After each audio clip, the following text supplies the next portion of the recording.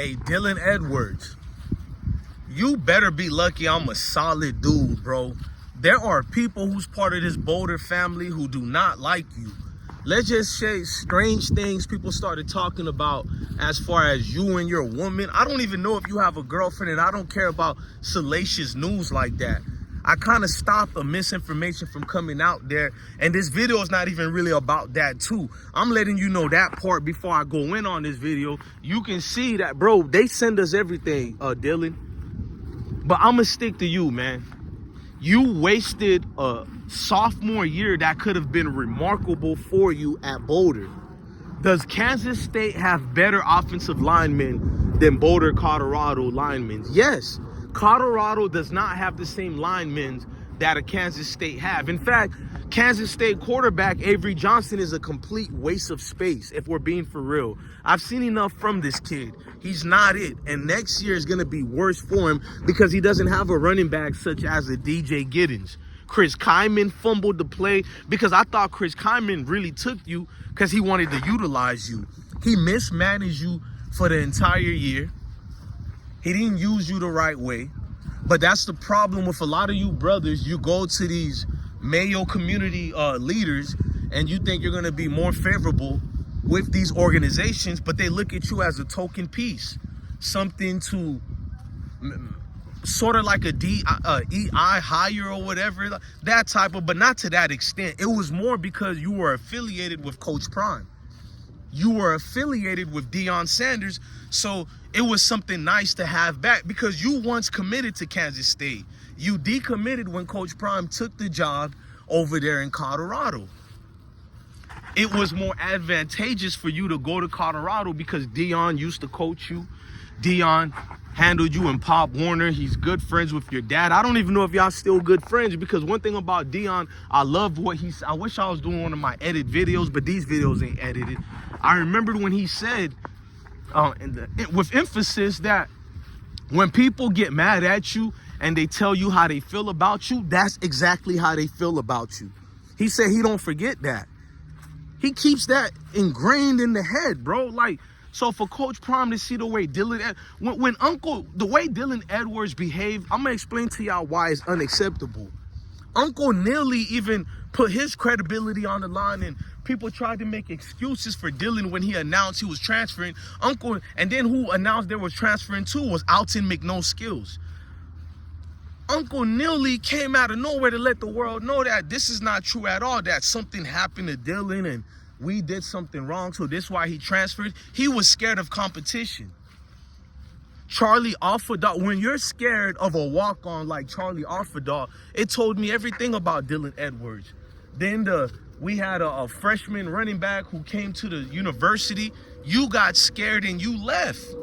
You departed because you seen where this was going. Charlie was announced as he earned the second string position. Whether you guys think Charlie Offerdahl is not a good running back at all. Number one, it's hard for any running back to be a good running back with that awful line that we had. But Charlie earned it during the spring. So if you didn't work hard during the spring, you had a chance to redeem yourself during the summer to counter these moves. And most likely, I know Coach Prime, he would have definitely make you the main featured back. We know this. You look like Reggie Bush when you were over there in Colorado. You have one great game for Kansas State, which was not even during the season. It was during a bowl game where the starting running back, who will be a Hall of Famer one day in the NFL, I don't care what nobody says, which is DJ Giddens. He's a stud. He carried the entire Kansas State team during every single game.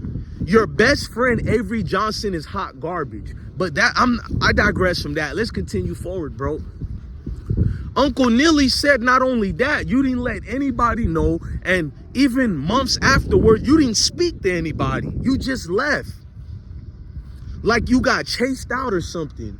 And then here come all these token fans, exaggerated as usual, to pretend that you were some type of victim of a biasness that were going on. How you doing today, man?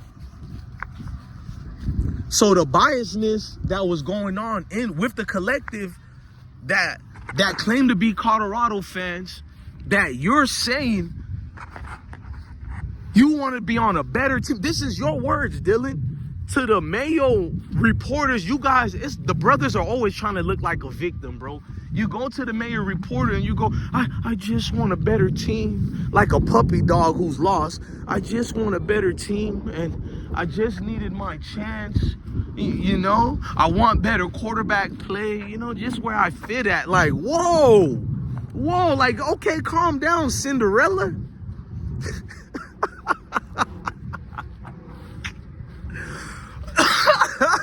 Calm down, Cinderella. Jesus. Has the glass slippers taken off? Chris Kyman never utilized you. You average 1 to 2 carries a game, not even 3. And you're proud of that? You barely had 15 yards a game. The nerve. You were, I forgot the name of that award, the Horn Nug Award. Travis Hunter ended up winning it. You are one of the top 3 leading candidates in the Horn Nug Award. By the second or third week, they took you off the list. Like, get out of here, boy. You were not even on the list anymore. They thought you were going to be just like I did. Everybody who knows football, who knows college football, we thought, okay, yeah, we're mad he left, you know, Deion, he left Colorado. I was one of the people, even to this day, I've never called Dylan Edwards trash. So obviously we thought he was going to have a hell of a year at sorry-ass Kansas State. No wonder Will Howard left and went to Ohio State to get disrespected by Chris Kyman in favor of Avery Johnson. You know Avery Johnson, before the year even started, the pundits at ESPN started saying he was better than Shador. The scouts are talking. I mean, there ain't no goddamn scouts talking about Avery Johnson. I released so much receipts and what scouts said about Avery Johnson. He's not ready. Never was, never will be, in my opinion, but I don't want to say never, you feel me? I'm going to take that back. I don't want to do that to no young man. But right now, hot garbage. This the guy they're hyping up. So you're looking at a team like a Kansas State. They were not trash because they were winning prior to Dylan Edwards. So they didn't really need Dylan Edwards. But when he went there, for some weird reason, I just thought they were going to utilize him because a small running back could be utilized. Believe it or not. They're not useless. There's so much different packages and schemes you can write up for them, bro. Draw up for them, I should say. And nothing was done with Dylan. Anytime he did get on the field, because Kansas State has 7 running backs. Majority of them are freshmen and 2 sophomores, and they're all coming back. Yes, the same thing is going to repeat again for Dylan Edwards. And guess what? He didn't enter the transfer portal because he's stuck in a position where he's prideful. He has to show Colorado fan base, including guys like me, oh, I made a great decision. I don't care if it costs me the NFL. I don't care if it costs me a future legacy. None of that. The thing these ingrates do for pride, bro, pride has always been a man's downfall besides a woman. It's always been pride. To see this guy get in his feelings when Deion Sanders has an open door policy. You feel some type of way, you can have a conversation. Why not have a conversation with the man that helped you out? A great man such as Coach Prime. Why not? I ask these things, man. In favor of you guys being honest with me, why not? Deion Sanders has elevated a program, and you telling me he couldn't elevate a guy like a Dylan Edwards? The truth is, black brothers don't like being coached by black brothers. They might lie about it, but they might let a black coach them, but they're very, am I lying, sir? They're very comfortable. You got to understand about it. Black brothers are more comfortable in favor of their white peers with leadership. So when you're a black man and you're trying to guide a young man to a favorable position, they get more comfortable with what a white guy will say to you. You got to understand that. That's just what it is. Dylan Edwards was more comfortable with a Chris Kyman. The only reason he wanted to deal with Deion Sanders, he's a privileged young man. He thought that Deion Sanders would give him an automatic starting position. So when he was balling out for Colorado, but our agent known as Sean Lewis, the sorry coach, which I got to make a video about, he was not favorable in the eyes of a Sean Lewis. He wasn't used right. So instead of Dylan Edwards putting that on Deion Sanders, he put that I mean, instead of him putting that on Sean Lewis, he put it on Deion Sanders as the reason why he didn't get used the right way. But meanwhile, at Kansas State, they exploited him for hit pieces, for pickup fake journalism. You know what I mean? Anybody who had something to say slick to Deion, that's what they use him for. They were intolerable to who Dylan Edwards really is. They know, just like Kermani McClain, when he went to Florida and Billy Napier got him back, I made sure to tell Kermani, bro, they always going to remember when you made a contest between Florida Gators and Miami Hurricanes. You got to understand that. You got to, bro. So when Dylan Edwards goes back to Kansas State, you think Chris Kyman is not going to forget you favored Deion Sanders over him? And you guys are in the same conference? He hijacked your career, kid. Oh, Dylan Edwards breaks a bowl record. Please don't exaggerate. Please don't exaggerate. He broke a record not for Kansas State, but for that bowl game. A minor bowl game which scrub teams get into.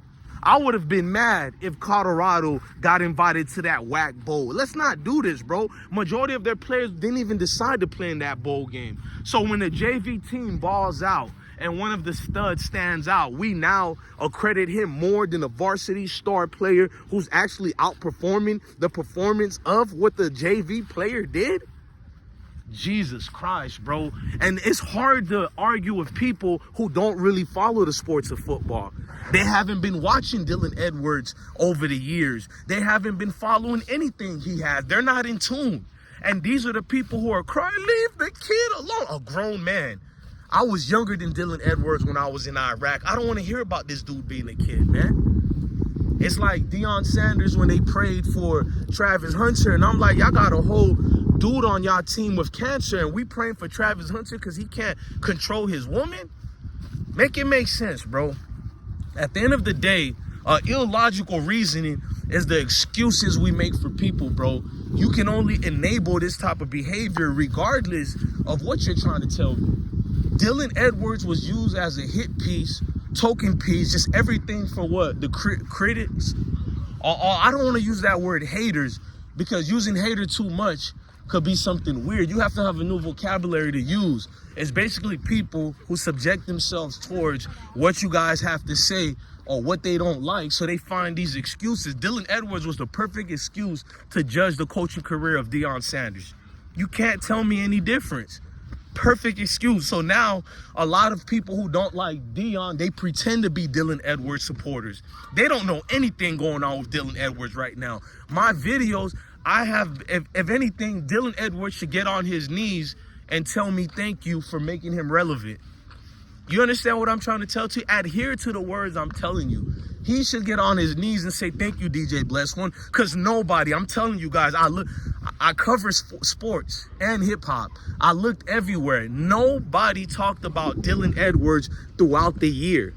It was like one or two times. I was the main journalist who talked about the guy, and I didn't even put dirt on his name. I just told the truth, and I told you the things going on with Dylan Edwards. Look, y'all, man, I'm about to leave, man. I'm DJ Bless One, the best one. Love your family, love your kids, and stay blessed. Never forget, this is deeper than football. It's bigger than football. Have a blessed day, everybody.